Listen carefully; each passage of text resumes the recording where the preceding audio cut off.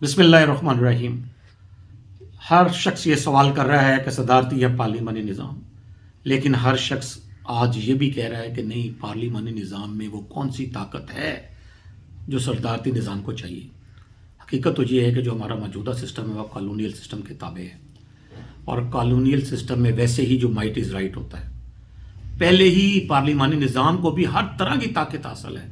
صوبائی جو حکومتیں ہیں ان کو 18ویں ترمیم کے بعد ہر طرح کی طاقت حاصل ہے۔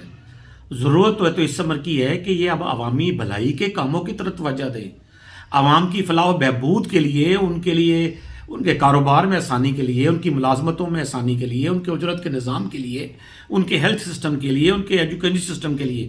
جیسے ہیلتھ کارڈ دیا ایسے ایجوکیشن کارڈ بھی دیا جا سکتا ہے۔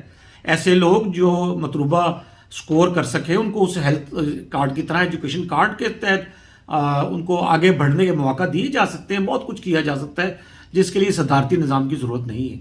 میں سمجھتا ہوں کہ شاید قسمت کی مار پاکستان کو پڑنا ہو تو صدارتی نظام پاکستان کی قسمت میں آ جائے، وگرنہ جو لکیریں بتا رہی ہیں قسمت کی پاکستان کی، وہ تو یہی کہہ رہی ہیں کہ اس کو صدارتی نظام کی ضرورت نہیں ہے۔ ویسے بھی ہم ایک تیسری دنیا کا ملک ہیں، ہم کون سا کوئی پہلی دنیا کا ترقی یافتہ ملک ہیں جو کہ اس تجربے کو جس سے فائدہ اٹھا لیں۔ ہم تو پہلے ہی بہت سارے تجربے کر چکے ہیں، ڈپرائیو کنٹری ہیں، ہماری معیشت دبی ہوئی ہے، ہمارے ہاں روزگار کا مسئلہ ہے، بے روزگاری زیادہ ہے، افلاس اور غربت ہے، پاورٹی لائن کے نیچے لوگ جو ہے زندگی بسر کرنے میں مجبور ہو چکے ہیں۔ ہمیں یہ صدارتی اور پارلیمانی نظام کی بحث کیے بغیر جو ذرا جہاں ہے وہیں آفتاب ہے، اور ہر ایک کو چاہیے اپنے اختیار کو عوام کے لیے وقف کر دیں، اختیار کو امانت سمجھیں، اپنے سینے کا اور کندھے کا بیج نہ بنائیں۔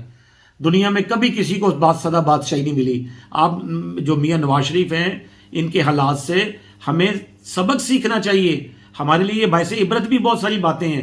اگر ان کے ساتھ کہیں زیادتی ہوئی ہے تو انہوں نے بھی بہت بہت زیادتیاں کی ہیں، تو اس لیے یہ مد نظر رکھا جائے کہ ہمیشہ حکومت میں رہنے کے، ہمیشہ بالادستی کے خواب نہ دیکھے جائیں۔ خواب دیکھا جائے یہ کہ یہ وطن ہمارا ہے، یہ پاکستان ہمارا ہے، اسے ہم نے بچانا ہے، یہ ہمارا ملک ہے، ہمارا جینا مرنا اس ملک کے ساتھ ہے، ہم نے یہی دفن ہونا ہے، ہمارے بڑے بھی یہاں دفن ہوئے ہیں، ہمیں اس کو بچانا ہے، اس کی فلاح و بہبود کرنی ہے۔ اپنا بہت خیال رکھیے گا۔ اللہ حافظ۔